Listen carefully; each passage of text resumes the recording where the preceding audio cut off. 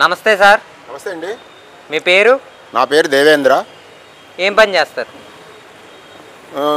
చిన్న వ్యాపారం చేసుకుంటున్నాను సార్. ఇప్పుడు ఆంధ్ర రాష్ట్రంలో కూటమి గెలిచింది కదా? అవును. ఎలా ఉంది పరిపాలనా విధానం? ఆంధ్ర రాష్ట్రంలో కూటమి పరిపాలన నవ్వుతూ నవభవిష్యతి అంటే అది మనకు భగవంతుడు ఒక వరం ఇచ్చాడనమాట. ఇలా ముగ్గురిని కలిపి భగవంతుడు మనకు ఒక వరం ఇచ్చాడు. చంద్రబాబు నాయుడు రూపంలో ఒక వరాన్ని ఇచ్చాడనమాట.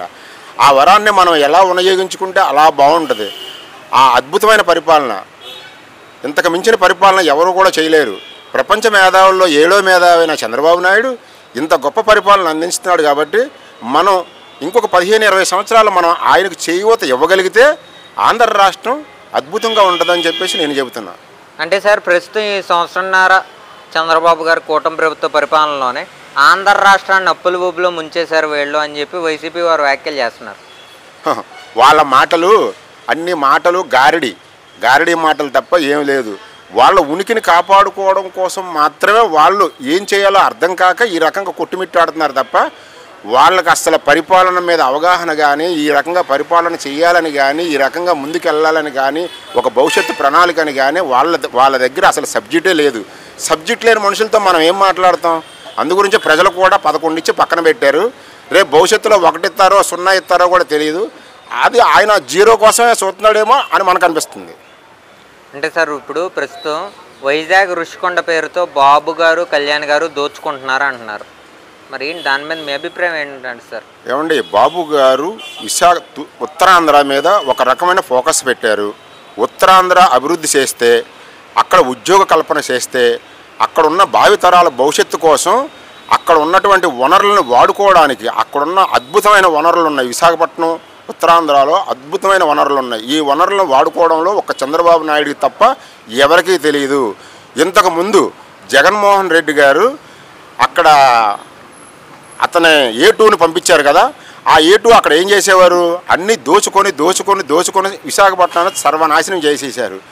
అందులో ఇంతకుముందు మొత్తం గంజాయి మొత్తం ఇవన్నీ కూడా బాగా విచ్చలవిడిగా అక్కడ తయారైనాయి. అంటే కేవలం ఆ A2 A1 వల్లనే విపరీతంగా సర్వనాశనం చేశారు. దాన్ని గాడిలో పెట్టాలంటే ఒక్క బాబుగారు వల్లే అవుద్ది. బాబుగారు ఉంటేనే అక్కడ ప్రజలకు జాబులు వస్తాయని చెప్పేసి ఒక నానుడు. కాబట్టి ఈ నానుడిని ఉత్తరాంధ్ర ప్రజలు నిజం చేస్తున్నారు. సార్, ఇప్పుడు ప్రస్తుతం ఆంధ్ర రాష్ట్రంలో కూటమి ప్రభుత్వ పరిపాలనలో లా అండ్ ఆర్డర్ పరిస్థితి ఎలా ఉంది? గత జగన్మోహన్ రెడ్డి హయాంలో లా అండ్ ఆర్డర్ పరిస్థితి ఎలా ఉంది? మహిళలు బయటికి వెళ్ళాలంటే ఎలా ఉండేది అసలు? ఏమండి, ఇంత అద్భుతమైన పరిపాలనలో లా అండ్ ఆర్డర్ అంటే చంద్రబాబు నాయుడు అంటే లా అండ్ ఆర్డర్ చంద్రబాబు నాయుడికి మించినటువంటి వ్యక్తి ఎవరో ఉండరు. ఎందుకంటే ఆయనకు ఒక క్రమశిక్షణ గల వ్యక్తులు, ఆ క్రమశిక్షణ గల వ్యక్తులు క్రమశిక్షణతోనే ఉంటారు. రౌడీజం చేసిన వాళ్ళు రౌడీజంతోనే పోతారు. రౌడీజం చేసిన వాళ్ళకి ఏ రోజు కూడా రౌడీజం మీదే ఫోకస్ ఉంటుంది తప్ప క్రమశిక్షణ మీద ఫోకస్ ఉండదు. ఆయన ఒక క్రమశిక్షణ గల వ్యక్తి. ఆ వ్యక్తి మహాశక్తి అనమాట. ఆ శక్తి ఎలా చేయాలి, ఏం చేయాలి, లా అండ్ ఆర్డర్ ఏంటి, సిస్టమ్ ఏంటి, మొత్తం అంతా ఆయనకి తెలుసు. కాబట్టి ఈరోజు మహిళలు చక్కగా రోడ్డు మీద తిరుగుతున్నారు అంటే ఆ రోజు గాంధీ గారు ఏం చెప్పారు? ఏ రోజైతే ఆడది అర్ధరాత్రి ఒంటరిగా బయటకు వచ్చిన రోజే నిజమైన స్వాతంత్రం అన్నారు. అది చంద్రబాబు నాయుడు గారు నిజం చేశారు. సార్, ఇప్పుడు చూసుకుంటే కనుక గత 5 సంవత్సరాల్లో జగన్మోహన్ రెడ్డి హయాంలో పాఠశాలలు ఎలా ఉండేవి? జగన్మోహన్ రెడ్డి గారు నాడు నేడు అనే కార్యక్రమం మొదలుపెట్టి పాఠశాలను అభివృద్ధి చేశా అంటున్నారు. కూటమి ప్రభుత్వం వచ్చిన తర్వాత ఎటువంటి అభివృద్ధి కనబడలేదని చెప్పి వ్యాఖ్యలు చేస్తున్నారు. ఏమండి, నాడు నేడు అనేది ఒక బూటకం, ఒక బోగస్. ఏంటంటే పేరుకే తప్ప ఏమీ లేదు. అంతకుముందు ఎడ్యుకేషన్ అనేది బాబు గారికి పెట్టింది పేరు. ఎడ్యుకేషన్ అంటేనే ఆయన ఒక సుప్రీం.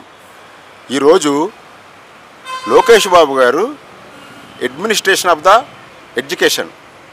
ఎడ్యుకేషన్ని అడ్మినిస్ట్రేషన్లో ఎలా పెట్టాలి, ఏంటి, అసలు పిల్లల భవిష్యత్తు ఏంటి, పిల్లల ప్రణాళిక ఏంటి, ఇదంతా ఒక మంచి సుపరిపాలన అందించడంలో ఆయన అసలు ఎడ్యుకేషన్ అంటే ఆయన చదివిన చదువేంటి, వీళ్ళు చదివిన చదువేంటండి? వీళ్ళు చదివిన చదువుకి ఆయన చదివిన చదువుకి లెక్క ఏమైనా ఉందా? అందుకే చదువుకున్నోడు ఎప్పుడు కూడా సంస్కరణలను తీసుకురాగలడు, అద్భుతమైన ఎడ్యుకేషన్ అందించగలరు. ఆ సంస్కరణలు దిశగా ఆయన ముందుకు అడుగులేస్తున్నాడు. రేపు భవిష్యత్తులో కొన్ని కాలం నిర్ణయిస్తూ ఉంటుంది. కాబట్టి ఎడ్యుకేషన్ అంటే లోకేష్ బాబు ఏ రకంగా చేయాలి ఏంటి అనేది అంతా ఆయన దగ్గర ఒక ప్రణాళిక ఉంది. కాబట్టి ఈ కూటమి ప్రభుత్వం ఆ దిశగా ప్రయాణం చేస్తుంది. అంటే సార్, ఇప్పుడు ఆంధ్ర రాష్ట్రంలో అర్హులైన వారికి కూడా చంద్రబాబు గారు పెన్షన్లు తీసివేస్తున్నారని చెప్పి వ్యాఖ్యలు వస్తున్నాయి. అది గతంలో జగన్మోహన్ రెడ్డి గారి ప్రభుత్వంలో వాళ్ళ మనుషుల్ని కొంతమందిని ఆ హ్యాండిక్యాప్ పెన్షన్లు ఇవేంటంటే అదంతా బోగస్ చేయించి ఏపిచ్చారని చెప్పేసి ఏదో రకమైన కంప్లైంట్ ఉంటుంది కదా, ఆ కంప్లైంట్ వెళ్ళింది, దాని మీద ఎంక్వైరీ చేయించారు తప్ప తీసేయడం అనేది ఆయన ఉండదు. ఏమండి 200 రూపాయల పెన్షన్ 2000 చేసి 2000 పెన్షన్ 3000 చేసి 3000 పెన్షన్ 4000 చేసి ఈ రకంగా ఇచ్చిన వాళ్ళు ఎవరైనా ఉన్నారా? దేశం మొత్తం మీద పెన్షన్లలో ఆంధ్రప్రదేశ్ ఇచ్చినట్టుగా ఏ రాష్ట్రం కూడా ఇవ్వట్లే, అది ఆల్రెడీ మొత్తం అందరికీ తెలుసు. కాబట్టి చంద్రబాబు నాయుడు గారు పెన్షన్లు తీసేయడం అనేది కాదు, వీళ్ళు బూటకం ప్రచారం చేస్తున్నారు. ఎవ్వరికీ పెన్షన్లు తీరు. అందులో ఇంకా ఏ రకంగా మనం పెన్షన్లు ఇవ్వాలి, ఇంకా ఎంతమంది హ్యాండిక్యాప్ ఉన్నారో వాళ్ళు ఒక దిశ నిర్దేశమైనటువంటి ఒక ప్రణాళికతో వెళ్తున్నారు. కాబట్టి దాని మీద ఎటువంటి అనుమానం అక్కర్లేదు, ఎవ్వరికీ పెన్షన్లు ఆపడం అనేది జరగదు. సార్ ఇప్పుడు గత 5 సంవత్సరాల హయాంలో జగన్మోహన్ రెడ్డి గారి హయాంలో లిక్కర్ స్కామ్ జరిగింది అంటున్నారు, ఎంతవరకు వాస్తవం అవాస్తవం అంటారు? ఏమండి, లిక్కర్ స్కామ్ అనేది మన భారతదేశంలోనే అతిపెద్ద స్కాముల్లో అదొకటి. అంత పెద్ద స్కామ్ జరిగింది, మామూలు మాటలు కాదు. ఇది తవ్వే కొద్దీ బయటకు వస్తూ ఉంటుంది. ఎవరి జీవితాలు ఏంటి అనేది కొన్ని కాలం నిర్ణయిస్తూ ఉంటుంది. ఎవరు ఎక్కడ ఉండాలి అనేది ప్రజలు నిర్ణయిస్తారు. నువ్వు లిక్కర్ స్కామ్ చేసావా లేదా, నువ్వు లిక్కర్ అమ్మావా లేదా, నువ్వు లిక్కర్ ఏ రకమైనటువంటి లిక్కర్ అమ్మావు, నువ్వు జే బ్రాండ్లు అమ్మావా, పి బ్రాండ్లు అమ్మావా, ఏ బ్రాండ్లు అమ్మావా అనేది ప్రజలు నిర్ణయించారు. నిన్ను ఎక్కడ కూర్చోబెట్టాలో అక్కడ కూర్చోబెట్టారు. ఇంకా నువ్వు అల్లరి చేసి నీ గొయ్యి నువ్వు తవ్వుకుంటున్నావు తప్ప అందులో ఏం లేదు.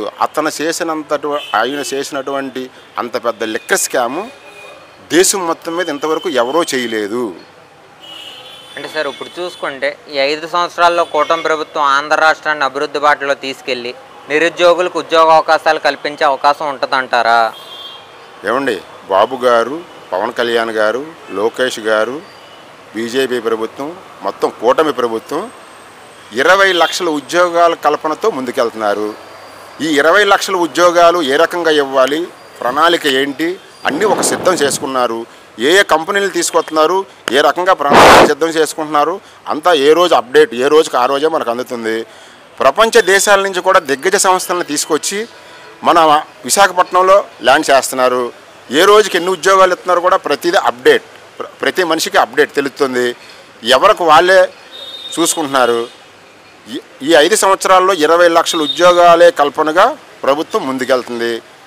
ప్రతి యువత కూడా ఇంతకుముందు ఏంటంటే జగన్మోహన్ రెడ్డి గారు దాచుకో ఇది కాదు కాన్సెప్ట్.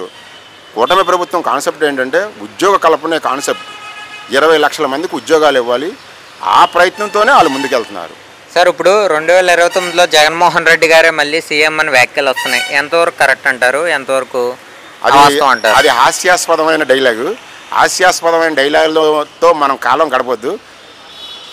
2029 అనేది ఎలాగుంటుంది ఏంటి అనేది కొద్ది కాలం నిర్ణయిస్తూ ఉంటుంది. ప్రజలు ఇప్పుడు ఆయనకి 11 ఇచ్చారు కదా, నెక్స్ట్ ఒకటే ఇవ్వచ్చు, ఆయన కూడా గెలుస్తాడో గెలడో. ఇప్పుడు ఎందుకంటే కడపలో కూడా పులివెందల్లోనూ ఒంటిమెట్లోనూ 2 పోయారు కాబట్టి ఇక తర్వాత భవిష్యత్తులో ఏమవుతారో కూడా తెలియదు. అది ప్రతిదీ జీరోలు చుట్టుకుంటూ వెళ్ళటమే వాళ్ళ పని. అంటే సార్ ఇప్పుడు చూసి ప్రస్తుతం మీ ఎమ్మెల్యే గారు ఎవరు? మా ఎమ్మెల్యే గారు బడేటి రాధాకృష్ణ గారు, చంటి గారు అందించే పరిపాలన ఈ 175 మంది ఎమ్మెల్యేలతో పోటీ పడితే మేము ఫస్ట్ అండ్ సెకండ్ ప్లేస్లో ఉంటాం. ఎందుకంటే రాధాకృష్ణయ్య గారు పొద్దున్న లేచిన కానించి పొద్దున్న 6 గంటలకి 5 గంటలకు లేచి 6 గంటలకు జనంలోకి వచ్చి అసలు అలాంటి ప్రజా సేవకుడు నాకు తెలిసి ఏలూరు నగరంలో వాళ్ళ అన్నయ్య గారి తర్వాత, బడేటి బుజ్జి గారి తర్వాత అంత గొప్ప సేవకుడు ఆయన అని చెప్పుకోవడంలో మాకు చాలా గర్వంగా ఉంటుందన్నమాట.